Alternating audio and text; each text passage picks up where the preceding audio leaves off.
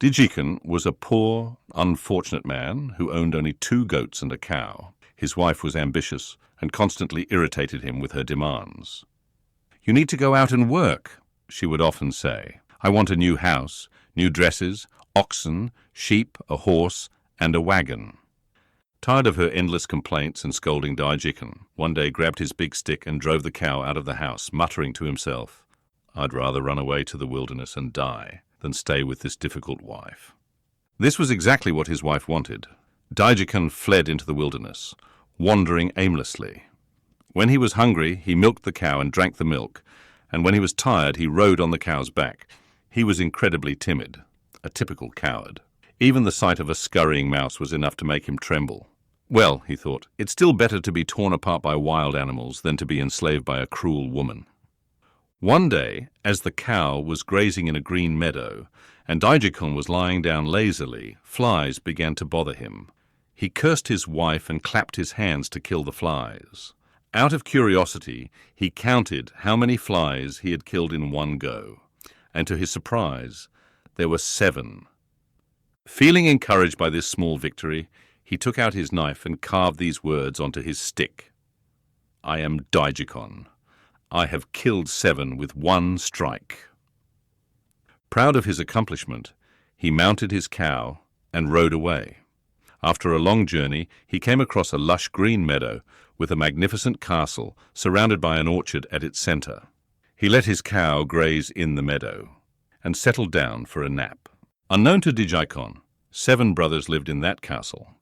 One of them spotted Dyjhicon and his cow in their meadow and came to investigate.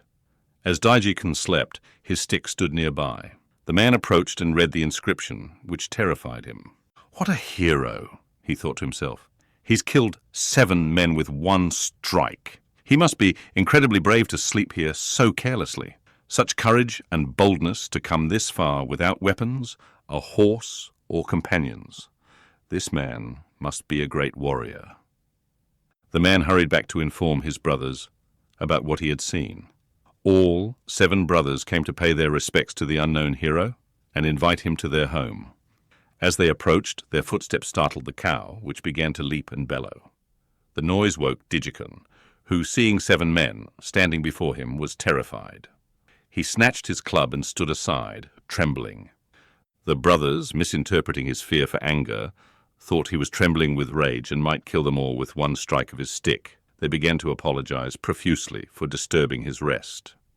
Then they invited him to join them, saying, "We are 7 brothers with a great reputation as fighters in this area, but we'd be invincible if you joined us as our elder brother. We'd be honored to put our house and all our possessions at the service of a hero like you." Hearing this, Dyjhicon stopped trembling and replied, "Very well, I accept your offer." They escorted him to the castle with great pomp and served him a grand feast.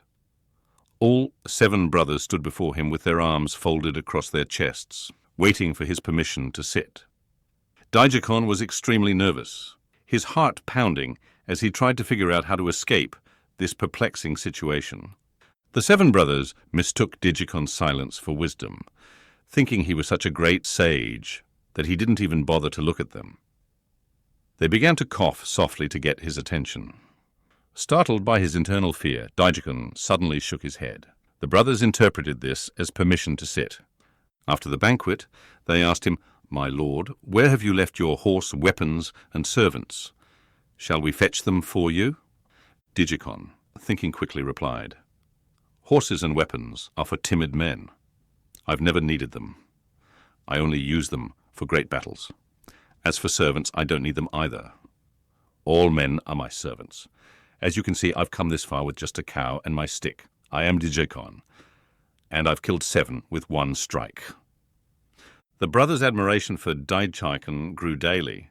Eventually they were so impressed by his supposed bravery that they offered him their only sister, a beautiful maiden, in marriage.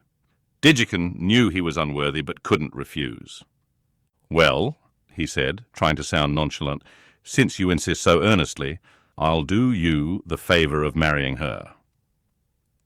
They dressed Dyjhicon in expensive clothes, making him a handsome groom. The wedding festival was grand, and news of it spread to neighboring countries. The news of the wedding caused quite a stir. 4 princes from neighboring countries who had previously asked for the maiden's hand in marriage and been refused were outraged. Upon hearing that she had been given to a stranger, they declared war on the 7 brothers. When Dyjhicon heard this, he was paralyzed with fear. He longed for the earth to open up and swallow him whole. He thought about running away, but there was no escape. As he wallowed in his misery, the 7 brothers approached him, bowing respectfully. "What are your orders, my lord?" they asked. "Will you fight yourself, or shall we go first?" Dyjhicon's heart sank. He began to tremble uncontrollably, his teeth chattering. The brothers, misinterpreting his fear once again, thought he was shaking with fury and would destroy whole armies in his rage. "My lord," they said finally, "let us 7 brothers fight them first. If we find them difficult to conquer, we'll send for you to assist us." "Very well," Dyjhicon replied, slightly relieved. "Do as you say." The brothers went to battle. Their neighboring peoples had always feared the 7 brothers, who were famous for their fighting skills. Now that they had a brother-in-law who could allegedly kill 7 men with one strike, their enemies were even more terrified. However, this time the armies of the 4 princes were united, fighting with unusual determination. This forced the 7 brothers to retreat slightly. They sent a message to Dyjhicon: "We're in trouble. Please come to our aid." A fast horse and magnificent weapons were prepared for Dyjhicon. He began to curse the day he came to this house. But what could he do now? Finally, he decided to go to the battlefield and throw himself on the enemy's swords. Death seemed preferable to living such a disgraceful lie. As soon as he mounted the horse, the animal, sensing its rider's inexperience, bolted like a winged eagle. Dyjhicon couldn't control or stop it. The 7 brothers, watching from afar, thought he was so brave that he let the horse run free to reach and slaughter the enemy faster. The horse broke through the enemy lines, causing them to flee in panic. "Who can stand against this great hero?" they cried. In their haste to retreat, they began to trample and kill one another. Meanwhile, Dyjhicon, who had never ridden a horse before, was terrified. As the horse galloped through a forest, he threw his arms around an oak tree, clinging to it as the horse ran out from under him. By chance, the oak tree Dyjhicon clung to was rotten. When he grabbed it, the entire tree was uprooted. This caused even more panic among the enemy soldiers, who fled screaming, "Look! He's pulled up an enormous oak by its roots. He's going to crush us with it. No one can stand against this mighty warrior." In their frenzied retreat, they continued to trample and kill each other. Seeing this, the 7 brothers rushed to Dyjhicon, embracing his feet and exclaiming, "What incredible courage!